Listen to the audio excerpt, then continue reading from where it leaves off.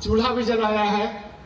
तो लकड़ी को अगर जलाना हो, कौरा और चूल्हा, तो कितनी तरह से फूकना पड़ता है, वो शायद आप लोगों को अनुभव ही नहीं है। तो अगर क्रांति करनी है, यश जो तुम्हें उजाला दिख रहा है, अगर उसे लाना है, उसकी आहट को पहचानना है या उसको पैदा करना है, तो हर तरह से फूंकना पड़ता है, घुमाना पड़ता है। और मुझे हमेशा लगता है कि अब बहुत अच्छा दिन आने वाला है। और जितने लोग, कभी लोग जो निराशा की बातें करते हैं, मुझे लगता है कि निराशा की बात करते रहें, चर्चा करते रहें, कीचड़ मथते रहें, आज के जो बुरे हालात हैं उनका जिंदगी भर हम आप चर्चा करते रहें, कुछ नहीं बदलेगा। लेकिन एक दिया जलाएं तो बदलना शुरू होगा। कम से कम आंख खोल करके अगर हम सही काम करना शुरू कर दें तो परिवर्तन की चिंगारी वहीं से शुरू होगी। मैं हमेशा आशावादी रहा हूं, और जिस लोकतंत्र या जो हमारी आज की पूरी स्थितियां कही जा रही हैं, व्यवस्था को पूरा कहा जा रहा है, उस पर मेरा एक शेर है।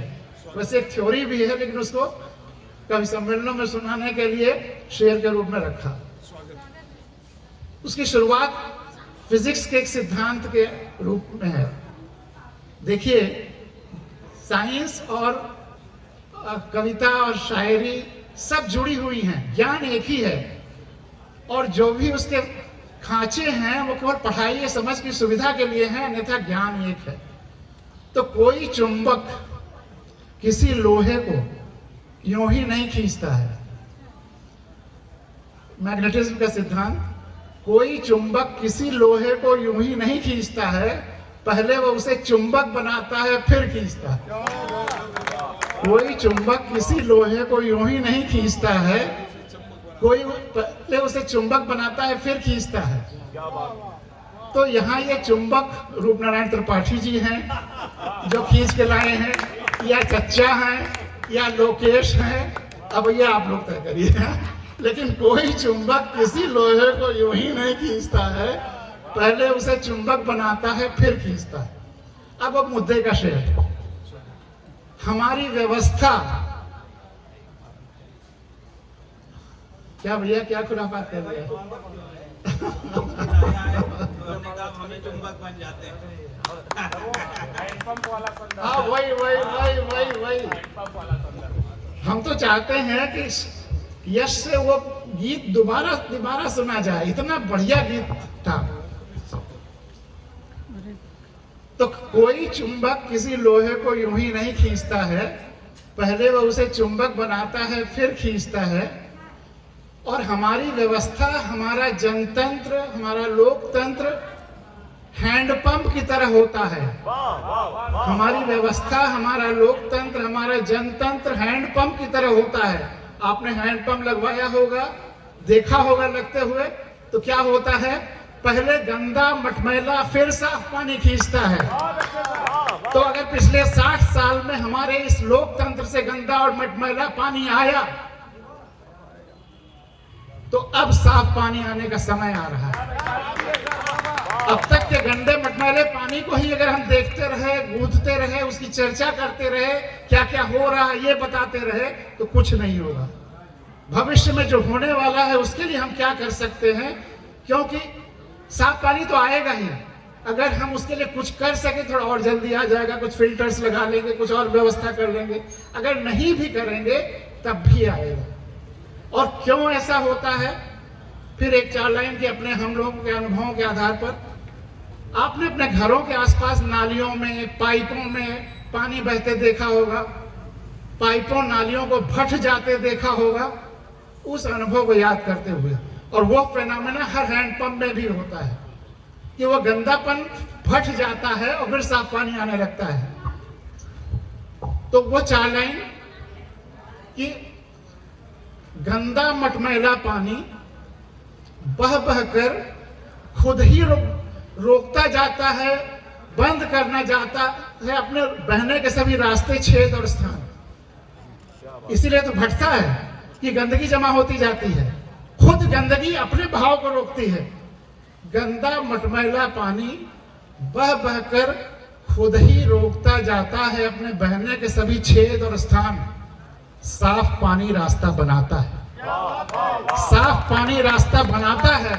हम सबको साफ पानी बन करके रास्ता बनाना होगा, और साहित्य का यही काम है कि वो लोगों को साफ पानी बनाए। अगर वो ऐसा नहीं बनाता है तो वो साहित्य नहीं है। हम लोगों को जो बचपन में हाई स्कूल इंटर में ऐसे लिखवाया जाता था, साहित्य समाज का दर्पण है, मैं नहीं मानता हूं। अगर समाज में गड़बड़ियां हैं और साहित्य केवल उसी का चित्र खींचता रहे, क्या साहित्य फोटोग्राफी है? साहित्य को उससे आगे जाना होगा, साहित्य को प्रकाश स्तंभ बनना होगा, साहित्य को रास्ता दिखाना होगा, साहित्य को सिग्नल बनना पड़ेगा कि इधर जाओ, इधर नहीं जाओ, गड़बड़ हो जाएगा। अगर साहित्य ये काम नहीं कर रहा है तो व्यर्थ है। साहित्य को प्रकाश स्तंभ बनना होगा। लोग मुझसे पूछते हैं कि आप इतने आशावादी क्यों हैं? मुझे हमेशा लगता है कि अच्छा होने वाला है, तो लोग शंका करते हैं कि आखिर आप पागल हैं, क्यों इतने आशावादी हैं? उनका उत्तर मैंने 2 मुक्तकों में दिया है, क्योंकि मुक्तकों का आज दिन है, मुक्तकों के बादशाह का दिन है।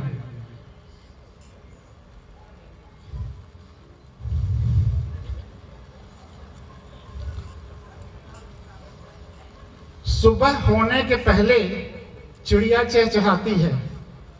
मैंने कहा जो तुमने कहा है बिल्कुल वही भाव 2 मुक्तकों में है। तुम्हें जो आहट दिखाई देती है, यहाँ चिड़िया की चहचहाहट दिखाई देती, बस बात वही है।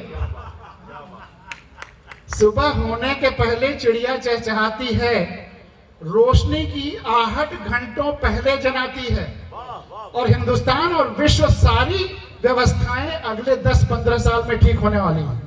वो आहट मैं देख रहा हूं। सुबह होने के पहले चिड़िया चहचहाती है, रोशनी की आहट घंटों पहले जनाती है। उससे पूछा कि वह कैसे यह सब जान जाती है। अच्छा, मैं भावगंगा का जब प्रोग्राम देता हूं, वो जिसका चचा ने जिक्र भी किया था 97वां अंक, सुबह पता हमारे 2nd फ्लोर पे 18-20 फीट ऊंचे पेड़ हैं, उसमें नीम भी है, उसमें पपीता भी है। लेकिन जब मैं सुबह 7 बजे के आसपास वहीं बैठ करके सूरज की रोशनी में वो प्रोग्राम देता हूं, तो ढेर सारी चिड़िया आकर के बैठ जाती हैं। लगता है कि वो सुनती हैं, और उनके गाने सुनने के बाद हमारे में विचार भी उसी तरह से आने लगते हैं। उन वनस्पतियों का और चिड़ियों का असर होता है। तो उससे पूछा कि कैसे वह सब जान जाती है, कैसे अंधेरे में सूरज का आभास पाती है। चिड़िया कैसे आभास पाती है कि वो चहचहाने लगती है 4 बजे 4:30 बजे। अगला मुक्तक, क्या कहे क्या तर्क दे वह, बात बस इतनी। क्या कहे क्या तर्क दे, बस बात है इतनी। सूरज को भी अपना हिस्सा अपना अंग बताती है, सूरज को भी अपना हिस्सा अपना अंग बताती है। और जो मानस कुंभ हुआ था, कम से कम एक सीख अगर हम लोग ले लें तो बहुत कुछ समझ जाएंगे कि पूरा ब्रह्मांड, पूरा एग्जिस्टेंस, पूरी रियलिटी एक विराट जीवंत शरीर है। पूरा एग्जिस्टेंस एक जीवंत शरीर है, और हम सब उसके जीवंत अंग हैं। और इसीलिए राम ने चाहे कृष्ण ने, सबने अपना विराट स्वरूप दिखाया अपने को समझाने के लिए। तो हम सब उस विराट के जीवंत अंग हैं। सूरज और हम दोनों उसी विराट के अंग हैं। जैसे ये हाथ इस हाथ से कम्युनिकेटेड रहेगा, वैसे हमें एक दूसरे से संपर्क में रहना है, आहट पाना है। लेकिन अगर हम वह कनेक्टिविटी नहीं महसूस कर रहे हैं, अगर ये हाथ इस शरीर से कनेक्टिविटी नहीं महसूस कर रहा है, तो उसका एक ही कारण है कि हाथ पैरालाइज्ड है, इसके अलावा और कोई कारण नहीं है। तो अगर ये हाथ पैरालाइज्ड है तो सबसे कनेक्टिविटी नहीं महसूस करेगा। लेकिन वो चिड़िया सूरज से कनेक्टिविटी महसूस कर रही है, इसलिए वो चहचहा रही है। और हम मेंटल पैरालिसिस के शिकार हो गए हैं। हम सबसे जुड़ाव नहीं महसूस कर रहे हैं, हम अंधाधुंध पेड़ों को काट रहे हैं, क्या क्या कर रहे हैं। तो क्या कहे क्या तर्क दे वह, बात बस इतनी। सूरज को भी अपना हिस्सा अपना अंग बताती है। वह सहज है जो जब भी मन में आता बोल देती है। वह सहज है जो जब भी मन में आता बोल देती है। और क्या क्या बोझ हो सकते हैं? मौन, संयम, भाषा या स्मृति, ये चारों बोझ हैं। मौन, संयम, भाषा या स्मृति का नहीं बोझा उठाती है, वो अपनी संवेदना और जब आया जो व्यक्त कर दिया। तो क्या कहे, क्या तर्क दे वह, बात बस इतनी, सूरज को भी अपना हिस्सा, अपना अंग बताती है। वह सहज है जो जब भी मन में आता बोल देती है। मौन, संयम, भाषा या स्मृति का नहीं बोझा उठाती है। और दो मुक्तक और देखिए। अक्सर मैं अपने परिचय में कहता हूं कि शायरी का एक मोहरा हूं मैं, सृष्टि का एक पत्ता हरा हूं मैं। शायरी का एक मोहरा हूं मैं, सृष्टि अगर एक पेड़ है तो उसका एक पत्ता हरा हूं मैं। अजनबी न बनो ऐ दोस्त मेरे, अजनबी न बनो ऐ दोस्त मेरे, तेरे आईने के अंदर का चेहरा हूं। अजनबी न बनो ऐ दोस्त मेरे, तेरे आईने के अंदर का चेहरा हूं मैं। और नौकरियां भी की जिंदगी में, फॉरेस्ट सर्विस में, इनकम टैक्स में, तो तमाम आरोप जो सरकारी विभागों पे लगते हैं वो भी लग सकते हैं। तो तुम कहोगे सुबह का कोहरा हूं मैं, तुम कहोगे सुबह का कोहरा हूं मैं। कोहरे का जिक्र तुमने भी किया था। देखो मुझे, तुम कहोगे सुबह का कोहरा हूं मैं, आज की आवाज से बहरा हूं। तुम कहोगे सुबह का कोहरा हूं मैं, आज की आवाज से बहरा हूं मैं। देखो मुझे फिर से करीब से देखो, देखो मुझे फिर से करीब से देखो, शायद तुम्हारा ही कोई घाव गहरा है। देखो मुझे फिर से करीब से देखो, शायद तुम्हारा ही कोई घाव गहरा हूं मैं। और एक और मुक्तक देखिए। वह बेहद बदसूरत है फिर भी जिंदा है, वह बेहद बदसूरत है फिर भी जिंदा है, कुछ न कुछ खूबसूरती उसमें जरूर होगी।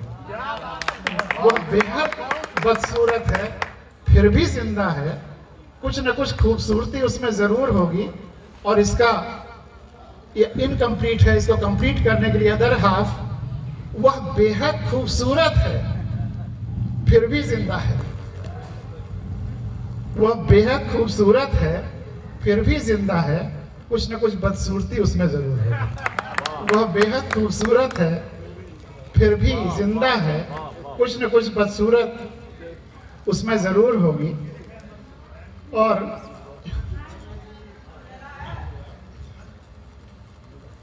एक और गजल के कुछ शेर देखिए। आपको दिल अपना आप थामना है, आपको दिल अपना आप थामना है, मेरी गजलों से आपका सामना है।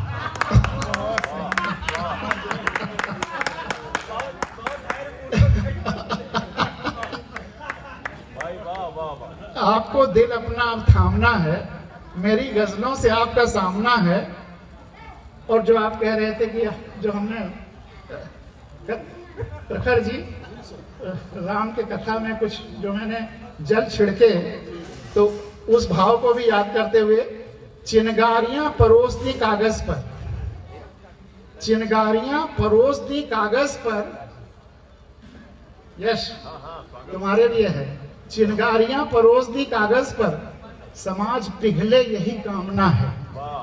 चिनगारियां परोस दी कागज पर, समाज पिघले यही कामना है। और अगर आप संपूर्णता को देखते हैं, संपूर्ण सृष्टि को समझते हैं, तो ज्यादातर समस्याएं खत्म हो जाएंगी देर सवेर। संपूर्णता को वो देख नहीं पाता, संपूर्णता को वो देख नहीं पाता, बस इसीलिए रहता अनमना है, बस इसीलिए रहता अनमना है। और जितनी दीवारें हैं इस धरती पर, सब एक बड़े सीमित पर्पजेस के लिए है।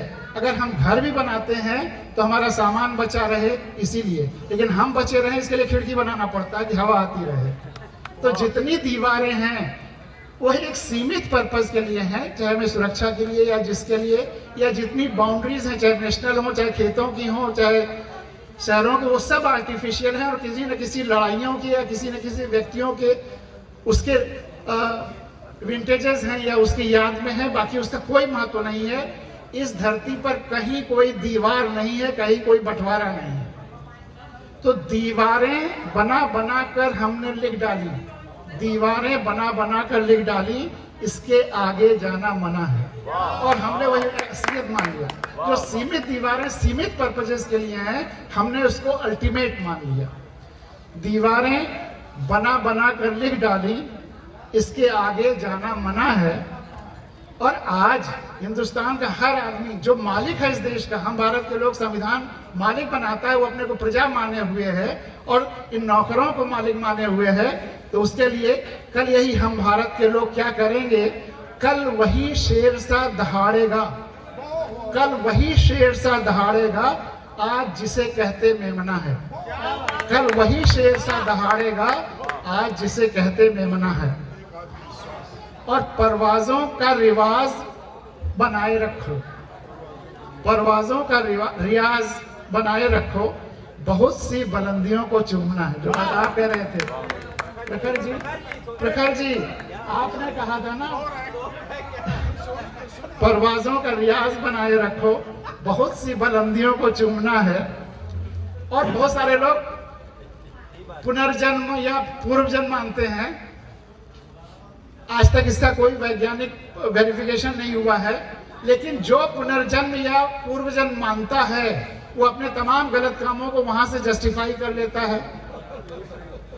और एक सच्चा किस्सा बता रहे हैं, हमारे भाई साहब को एक ज्योतिषी के पास, उनको ज्योतिष से थोड़ा लगाव था, उनके पास ले गए, कुछ समस्या बताई तो कहा कि उनकी कुंडली देखकर पिछले जन्म में आप चूहा थे और ये नगीना पहन लीजिए तो सब ठीक हो जाएगा।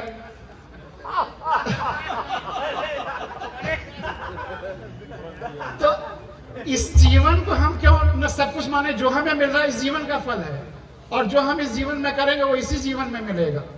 तो खिलकर जी लो इस जीवन में, खिलकर जी लो इस जीवन में। किसने देखा कि जन्मों में घूमना है, खिलकर जी लो इस जीवन में। किसने देखा कि जन्मों में घूमना है। और पेड़ पौधों को बचा कर रखो, पेड़ पौधों को बचा कर रखो, इन्हीं संग जीना झूमना है। पेड़ पौधों को बचा कर रखो, इन्हीं संग जीना झूमना है। और मेरा बेटा प्रभु वहां है, प्रभु जब खड़े हो जाओ।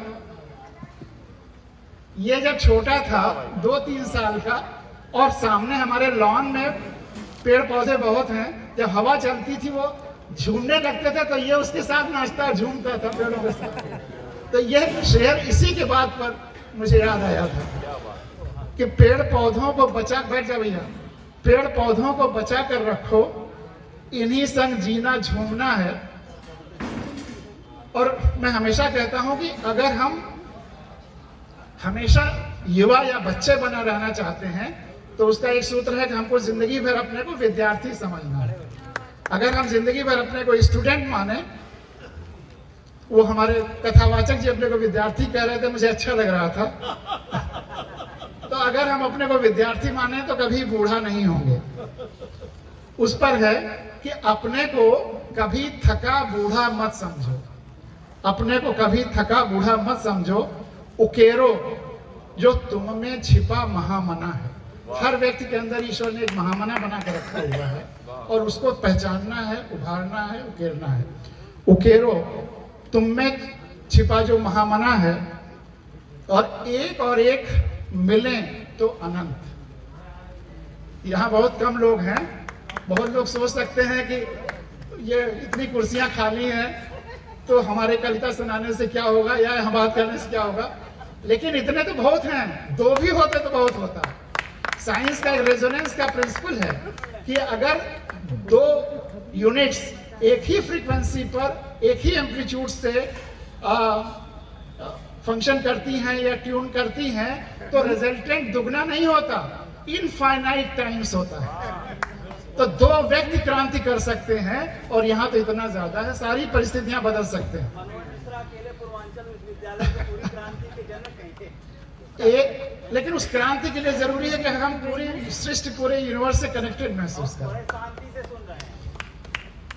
थोड़ा अशांति से सुने तो मुझे और अच्छा लगेगा। एक और एक मिले तो अनंत। एक और एक मिले तो अनंत, बस हाथों को पूरे मन से थामना है। एक और एक भी मिल जाए तो अनंत हो जाएंगे, लेकिन हाथ को पूरे मन से थामना है। तो एक ये था। समय बहुत हो गया है, तो एक छोटी सी कविता और एक गजल के कुछ शेर, बस इतना ही सुना करके मैं अपनी बात खत्म करूंगा। और कविता है, शायद मेरी पहली कविता जो छपी थी संडे में बहुत पहले 80s में, बस वो मेरी संवेदनाएं, संवेदनाओं की यात्रा। इस मंच से कई बार उसको सुनाया भी है, चचा को याद भी होगा कि जब मैं केचुआ था लोगों ने मेरे खंड खंड कर दिए। जब मैं केचुआ था लोगों ने मेरे टुकड़े टुकड़े कर दिए। जब मैं पक्षी था लोगों ने गुलेल जलाकर घायल कर दिया। जब मैं पशु था लोगों ने कैद कर लिया। जब मैं फूल था लोगों ने तोड़ लिया। जब मैं वृक्ष था लोगों ने काट डाला। और जब मैं नन्हा बच्चा था, शिशु था, तो लोगों ने चुप करा दिया।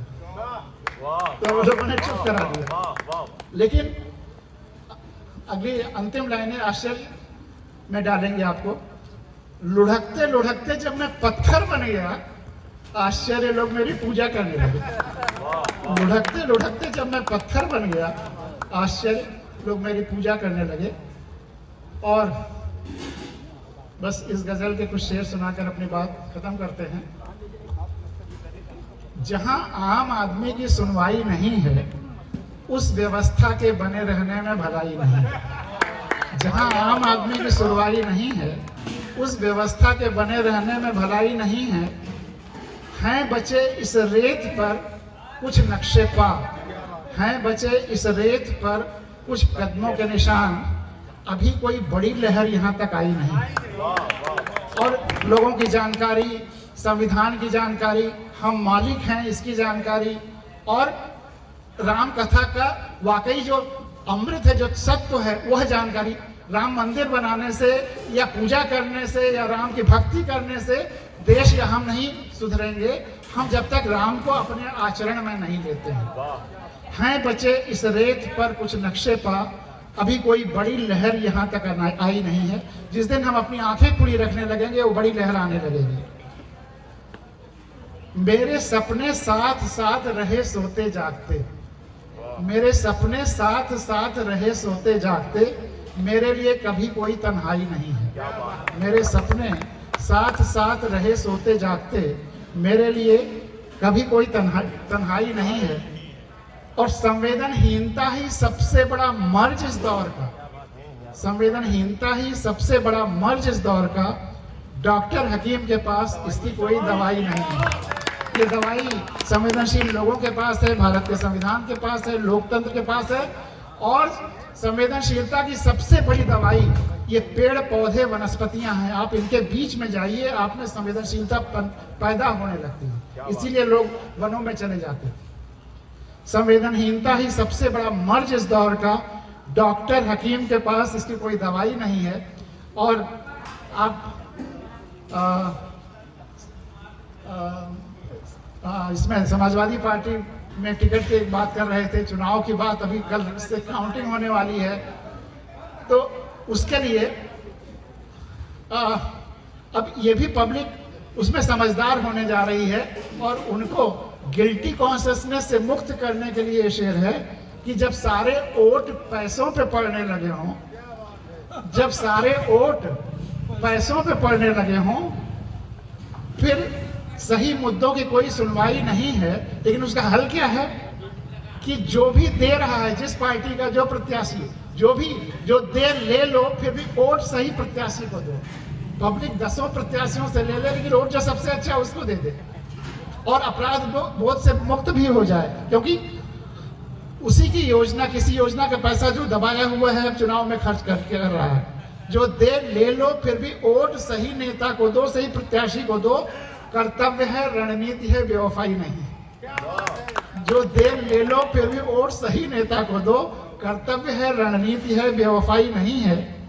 और जिसको मैंने पहले वाले कथा के समय भी कहा था कि हिंदुस्तान अकेला देश है जहां मालिकों का रास्ता रोक करके नौकरों को गुजारा जाता है, दुनिया में और कहीं नहीं होता।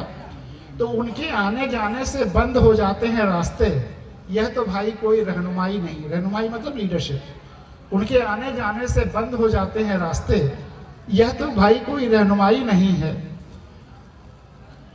और एक और फ्रॉड जो हम सब महसूस करते हैं कि हर चीज के दाम बढ़ रहे हैं बेतहाशा, हर चीज के दाम बढ़ रहे हैं बेतहाशा, लेकिन प्राइस इंडेक्स कहता है कि महंगाई नहीं। हर चीज के दाम बढ़ रहे हैं बेतहाशा, प्राइस इंडेक्स कह रहा है महंगाई नहीं है। और जो हम मशीन पर इतने डिपेंडेंट हो गए हैं, जो काम हाथ से हो सकता है वो मशीन कभी नहीं कर सकती, और इसीलिए हैंडीक्राफ्ट की ज्यादा डिमांड है विदेशों में। तो अच्छी मजबूत टिकाऊ गांठें हाथ से ही लग सकेंगी, लग पाएंगे।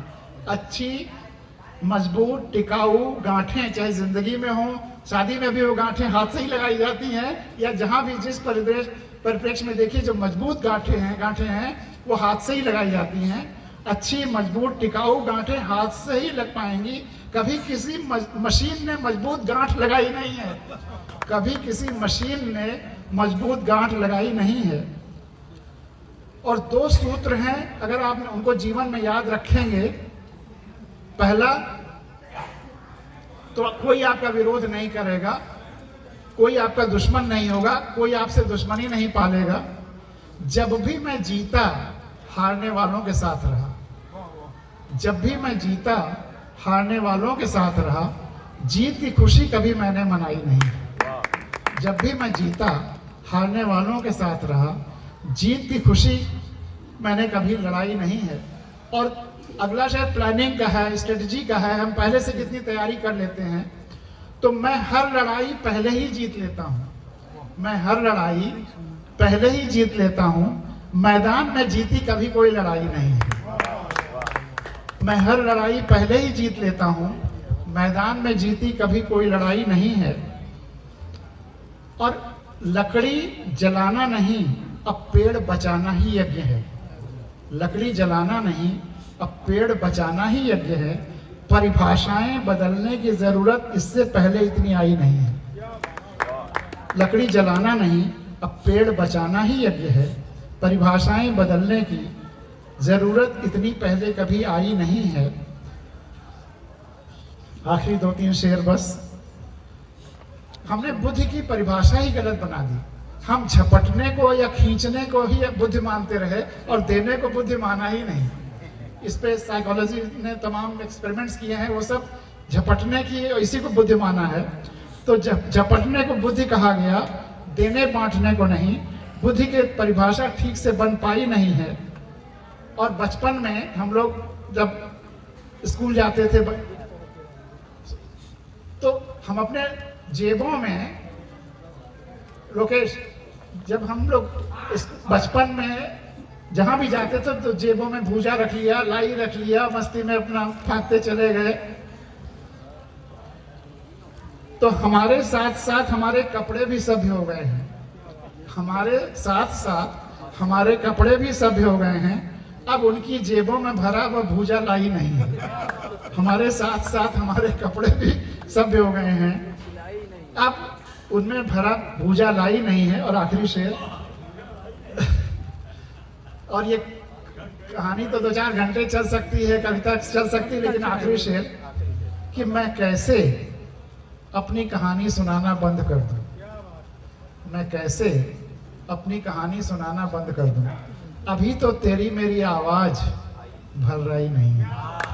मैं कैसे अपनी कहानी सुनाना बंद कर दूं, अभी तो तेरी मेरी आवाज भर रही नहीं है।